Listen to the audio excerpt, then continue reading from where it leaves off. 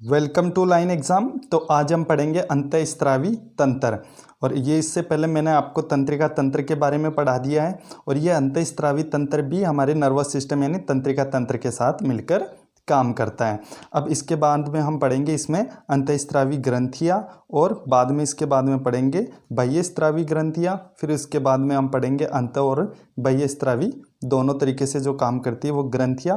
और फिर उसके बाद में मैं आपको समझाऊंगा कि अंतःस्रावी ग्रंथियों में जो ग्रंथियाँ होती है, हाइपोथैलेमस, पिट्यूटरी ग्रंथि, ये सब ग्रंथियों की डिटेल बताऊंगे, जहाँ से कुछ हमारे एग्जाम रिलेटिव क्वेश्चन बनते हैं और पूरा एनसीईआरटी बेस से मैं आपको करवाऊंगा। तो स्टार्ट करते हैं हम अंतःस्रावी तंत्र। तो अंतःस्रावी तंत्र जिसे इंग्लिश में कहते हैं एंडोक्राइन सिस्टम।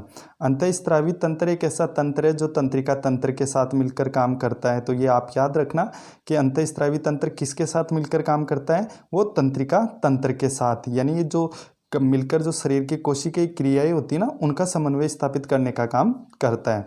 अंतःस्रावी तंत्र अंतःस्रावी ग्रंथियों के माध्यम से कार्य करता है। यानी अंतःस्रावी तंत्र में जो अंतःस्रावी ग्रंथियां होती हैं उनसे ये काम करता है। और ये ग्रंथियां नलिका विहीन होती है, यानी इनमें नलिका नहीं पाई जाती। ये सीधे ही अपने हार्मोन या उत्पाद को रक्तधारा में छोड़ती है। तो आप याद रखना कि अंतःस्रावी ग्रंथियां हैं, ये एक तो नलिका विहीन होती है और ये अपने उत्पाद को सीधा रक्त में छोड़ेगी। तो आप ये अंतःस्रावी ग्रंथियों के उदाहरण अब आप देखिए, जिनमें आता है हाइपोथैलेमस, पीयूष ग्रंथि, पीनियल ग्रंथि, थायराइड ग्रंथि और पैराथायराइड ग्रंथि, अधिवक्रक ग्रंथि जिसे एंडरनील ग्रंथि भी कहते हैं, और थाइमस ग्रंथि। इन सब ग्रंथियों के बारे में डिटेल हम आगे पढ़ेंगे। ये अंतःस्रावी ग्रंथियों के उदाहरण है कि ये सब ग्रंथियाँ अंतःस्रावी ग्रंथियाँ हैं।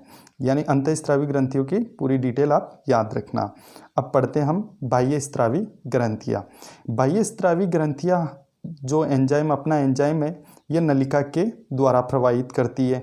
यानी बाह्यस्रावी ग्रंथियों में नलिका पाई जाती है और ये अपना जो उत्पाद होता है, हार्मोन होता है, उसे सीधे रक्तधारा में नहीं स्रावित करती है। तो आप याद रखना, बाह्यस्रावी जो ग्रंथियाँ होती है वो अपने एंजाइम को नलिका द्वारा प्रवाहित करती है, यानी अपने हार्मोन को रक्त में नहीं छोड़ती है। ये डिफरेंट हो गया अंतःस्रावी ग्रंथियाँ और बाह्यस्रावी ग्रंथियों में। इनमें अब उदाहरण देखिए कि यकृत, श्वेत ग्रंथियाँ, लार ग्रंथियाँ और स्तन ग्रंथियाँ, ये चारों ग्रंथियाँ बाह्यस्रावी ग्रंथियों के उदाहरण है। तो एक बार एग्जाम में पूछा गया था ये स्तन ग्रंथि देखे कि इनमें से कौन सी बाह्यस्रावी ग्रंथियाँ है। तो बाकी तीन तो अंतःस्रावी थी, मगर ये एक स्तन ग्रंथि बाह्यस्रावी ग्रंथि का उदाहरण थी। तो ये आप याद रखना कि यकृत, श्वेत ग्रंथियाँ, लार ग्रंथियाँ और स्तन ग्रंथियाँ, ये बाह्यस्रावी ग्रंथियों के उदाहरण है।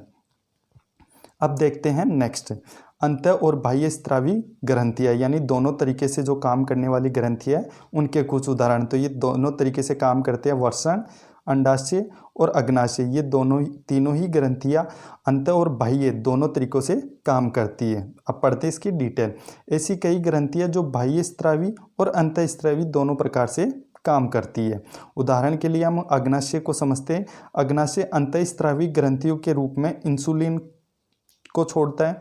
तो आप याद रखना कि अंतःस्रावी ग्रंथियों के रूप में तो ये इंसुलिन को छोड़ेगा जो अग्नाशय, और बाह्यस्रावी ग्रंथियों के रूप में ये पाचक एंजाइम को छोड़ता है, जिनमें से एमाइलेज, ट्रिप्सिन एंजाइम आते हैं ना, वो पाचक एंजाइम ये बाह्य ग्रंथियों के द्वारा छोड़ा जाता है, और अंतःस्रावी ग्रंथियों के द्वारा इंसुलिन को छोड़ा जाता है यानी स्रावित किया जाता है।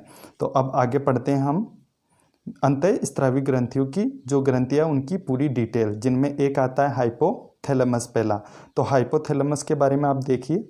हाइपोथैलेमस डाइएनसीफिलोन यानी अग्र मस्तिष्क के आधार भाग में स्थित होता है। तो एक बार यहीं से क्वेश्चन बन गया था कि हाइपोथैलेमस कहाँ स्थित होता है, तो वहाँ दे रखा था अग्र मस्तिष्क। तो ये आप याद रखना कि हाइपोथैलेमस अग्र मस्तिष्क या डाइएनसीफिलोन में स्थित होता है।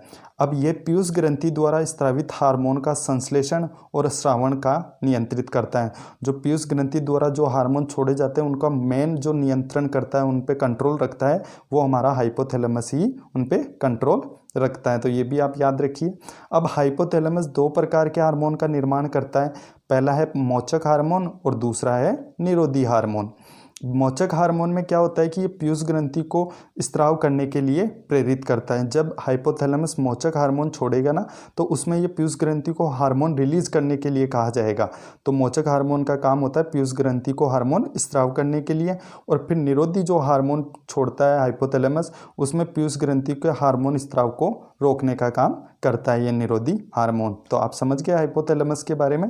अब पढ़ते हैं हम आगे पीयूष ग्रंथि, जिसे साइंस की भाषा में पिट्यूटरी ग्लैंड भी कहते हैं, यानी मास्टर ग्रंथि का नाम भी इसका उपनाम है, जिसे मास्टर ग्रंथि कहते हैं। एक बार क्वेश्चन एग्जाम में ऐसे भी कई बार डायरेक्ट बनता है कि इनमें से कौन सी मास्टर ग्रंथि है, तो वो पीयूष ग्रंथि। और एक एग्जाम में 2018 का CHSL का शायद एक एग्जाम था, उसमें ये पूछा गया था कि पीयूष ग्रंथि का वजन कितना है, तो वो भी आप याद रखना 0.6 ग्राम था। अब पढ़ते हैं पीयूष ग्रंथि की पूरी डिटेल। ये ग्रंथि मस्तिष्क के ठीक नीचे की तरफ यानी हाइपोथैलेमस के नज़दीक पाई जाती है। अब पीयूष ग्रंथि 2 भागों में विभक्त होती है।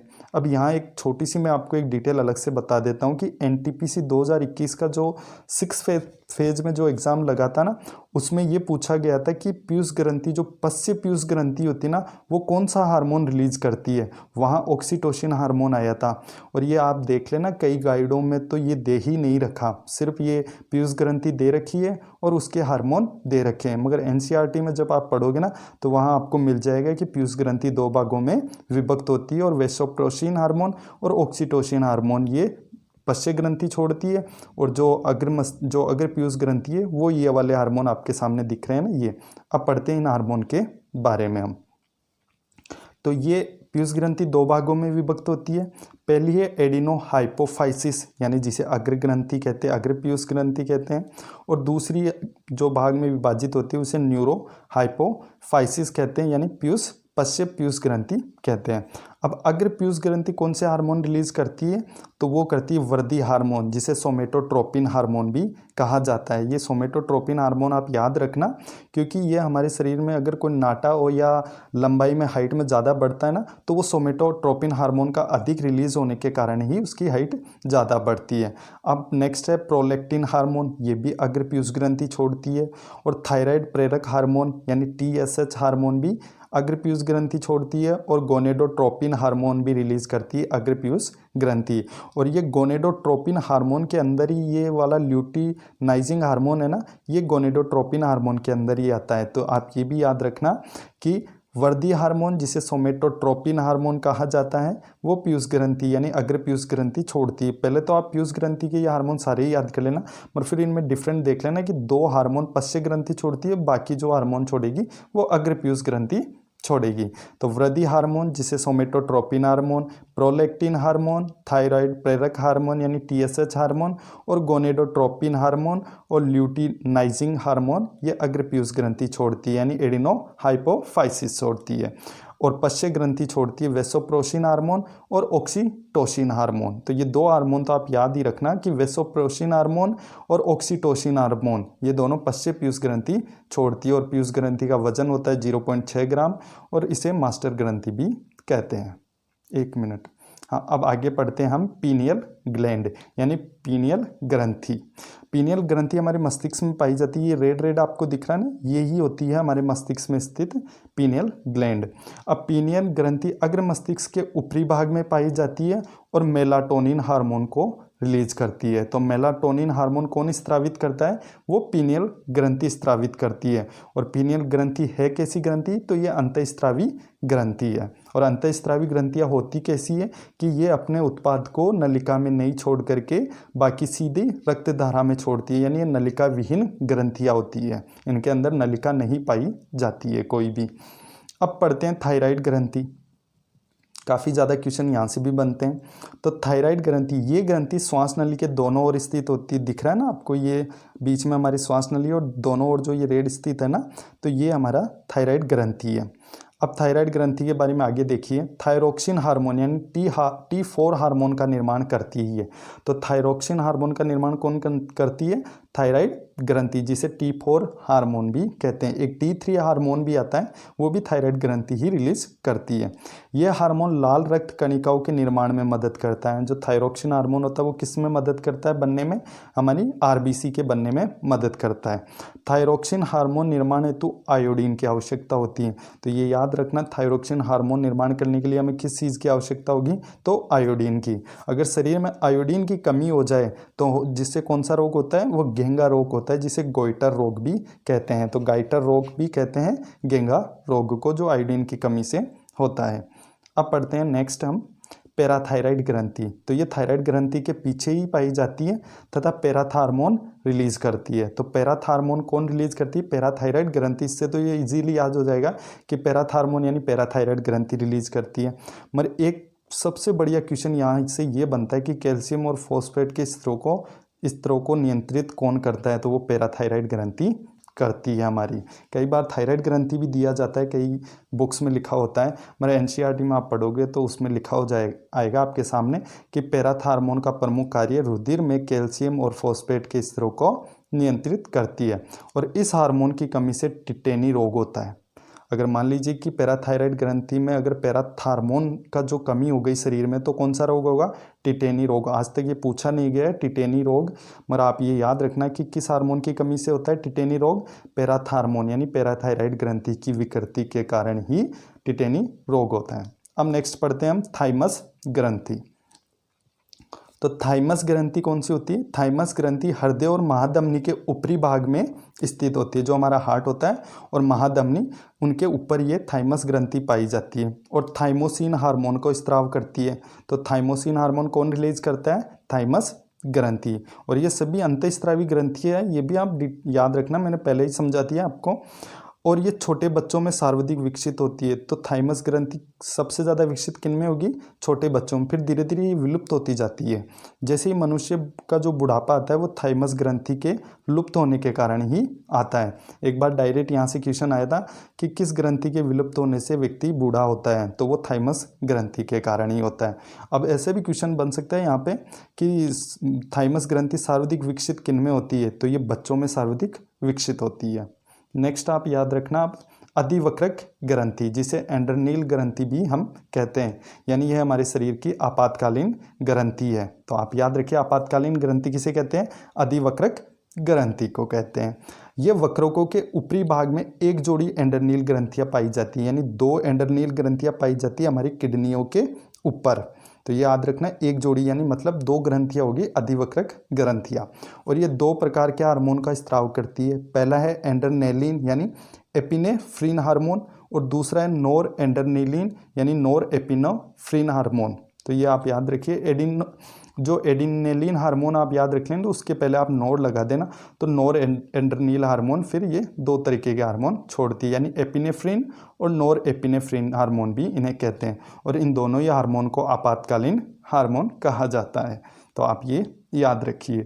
अब नेक्स्ट नाम पे देखते हैं, ये हार्मोन शरीर के आपातकालीन स्थिति में अधिक तेजी से स्रावित होते हैं और अनेक कार्य करते हैं। जब भी हमें डर वगैरह या हम दौड़ते हैं ना, तो उस टाइम जैसे ही हमारा पसीना वगैरह आता है तो उस टाइम जो हार्मोन ज़्यादा रिलीज होता है, तो वो हमारा हार्मोन होता है एंडरनेलिन हार्मोन, जो अधिवक्रक यानी एंडरनील ग्लैंड के द्वारा स्रावित होता है। जैसे हृदय की धड़कन को तेज होना और संकुचित करना और पुतलियों का फैलाव को नियंत्रित करना आदि एंडरनील ग्लैंड ही काम करती है। तो अब आपको ये अधिवक्रक ग्रंथियों के बारे में पूरी जानकारी मिल गई होगी। अब पढ़ते हैं हम नेक्स्ट अंतः और बाह्य स्रावी ग्रंथियाँ, जो दोनों तरीके से काम करती है ना, कि अंतः स्रावी ग्रंथियों के रूप में भी काम करेगी और बाह्य स्रावी ग्रंथियों के रूप में भी काम करेगी, जिसमें पहला आता है अग्नाशय। अब अग्नाशय के बारे में पूरी डिटेल देखिए आप कि अग्नाशय बाह्य स्रावी के रूप में तो ट्रिप्सिन, लाइपेज और एमाइलेज एंजाइम स्रावित करता है। यानी बाह्य स्रावी ग्रंथियों के रूप में जो नलिका में छोड़ते हैं ना अपने उत्पाद को, वो ट्रिप्सिन, लाइपेज और एमाइलेज छोड़ेगा अग्नाशय। और जो अंतःस्रावी के रूप में यानी सीधा रक्त धारा में छोड़ते हैं, तो वो इंसुलिन और ग्लूकेगोन हार्मोन छोड़ता है अग्नाशय। तो इंसुलिन हार्मोन और ग्लूकोगेन हार्मोन जो होता है ना, ग्लूकेगोन, तो वो हार्मोन अग्नाशय छोड़ता है। अब इंसुलिन के बारे में आप पढ़िए। इंसुलिन अग्नाशय की लेगरहैंस द्वीप की बीटा कोशिकाओं द्वारा स्रावित होता है। तो बीटा कोशिकाओं द्वारा कौन सा हार्मोन रिलीज किया जाता है? वो इंसुलिन स्रावित किया जाता है। इंसुलिन का प्रमुख कार्य होता है ग्लूकोज को ग्लाइकोजन में परिवर्तित कर रक्त शर्करा स्तर को नियंत्रित करना। तो ये जो बीटा कोशिकाओं द्वारा इंसुलिन स्रावित किया जाता है अग्नाशय के द्वारा, उसका काम क्या होता है मेन, कि ग्लूकोज को ग्लाइकोजन में परिवर्तित करके जो हमारी शुगर है उसको बैलेंस करना। अब इंसुलिन की कमी से जो व्यक्तियों में रोग होता है वो मधुमेह, जिसे डायबिटीज़ कहते हैं ना, वो डायबिटीज़ रोग होता है इंसुलिन की कमी से। अब पढ़ते हैं ग्लूकेगोन हार्मोन। तो ग्लूकेगोन हार्मोन लेगरहैंस द्वीप की अल्फा कोशिकाओं द्वारा स्रावित किया जाता है। यानी बीटा कोशिकाओं द्वारा तो इंसुलिन और अल्फा कोशिकाओं द्वारा ग्लूकोगेन हार्मोन स्रावित किया जाता है। तो ग्लूकेगोन हार्मोन स्रावित किया जाता है अल्फा कोशिकाओं द्वारा। और ग्लूकेगोन का जो कार्य होता है ये ग्लाइकोजन को ग्लूकोज में परिवर्तित कर देता है। यानी जो इंसुलिन होता है ना, वो तो ग्लूकोज को ग्लाइकोजन में परिवर्तित करेगा, फिर इसका उल्टा जो काम करेगा यानी ग्लाइकोजन को वापस ग्लूकोज में लाएगा ना, वो ग्लूकेगोन हार्मोन करेगा। अब पढ़ते हैं हम आगे वर्षण और अंडाशय। ये भी अंत और बाह्य स्रावी दोनों तरीके से ही काम करते हैं। कई बार एग्जाम में आपसे ये अंडाशय और वर्षण और अग्नाशय आ जाए ना, तो वहाँ ये अंतःस्रावी के रूप में भी आ सकते हैं कि निम्न में से क्या सभी अंतःस्रावी ग्रंथियाँ जैसे एंडरनील ग्रंथि, पीयूष ग्रंथि और थाइमस और हाइपोथैलेमस के साथ अगर वर्षण भी आए ना, तो ये वहाँ अंतःस्रावी के रूप में भी माना जाएगा। एक बार एग्जाम में आया हुआ भी है कि वहाँ तीनों अंतःस्रावी ग्रंथियाँ दी हुई थी और चौथा ये वर्षण वहाँ पे नीचे दे रखा था। तो वर्षण दे रखा था, इसलिए इसे भी उपरोक्त सभी अंतःस्रावी ग्रंथियाँ मानी जाएगी। अब नेक्स्ट हम देखते हैं वृषण। ये ग्रंथि केवल पुरुषों का एक लैंगिक अंग है, ये हम सभी को पता है, और जो टेस्टोस्टेरोन हार्मोन का स्त्रावण करती है। तो टेस्टोस्टेरोन हार्मोन किस में पाया जाता है? तो टेस्टोस्टेरोन हार्मोन पाया जाता है पुरुषों के अंदर, ये भी आप याद रखना। और जो एस्ट्रोजन और प्रोजेस्टेरोन हार्मोन होता है ना, ये महिलाओं में पाया जाता है। कई बार इन तीनों से भी क्वेश्चन बनता है कि इनमें से कौन सा महिलाओं द्वारा हार्मोन स्रावित किया जाता है। तो आप याद रखना एस्ट्रोजन और प्रोजेस्टेरोन हार्मोन ही स्रावित किया जाता है अंडाशय के द्वारा। अब अगर इसके एमसीक्यू आपको और देखने हैं, एमसीक्यू बाय जो प्रीवियस ईयर में आए हुए क्वेश्चन है, अगर उनको भी आपको ऐड करना है मुझे, तो आप यार कमेंट कर देना। तो मैं अगले वीडियो से जैसे ही आपको पहले एनसीईआरटी बेस्ड थ्योरी पढ़ा दूंगा और उसके बाद में जो प्रीवियस ईयर क्वेश्चन होंगे उनको करवा दूंगा, या अलग से एमसीक्यू का एक चैप्टर बना दूंगा। अगर मेरे द्वारा दिया गया हुआ ये कंटेंट आपके लिए हेल्पफुल है और आपके लिए अच्छा लगा आपको, तो आप इस वीडियो को लाइक भी कर लीजिए और चैनल के सपोर्ट के लिए चैनल को सब्सक्राइब भी कर लीजिए। Thank you everyone.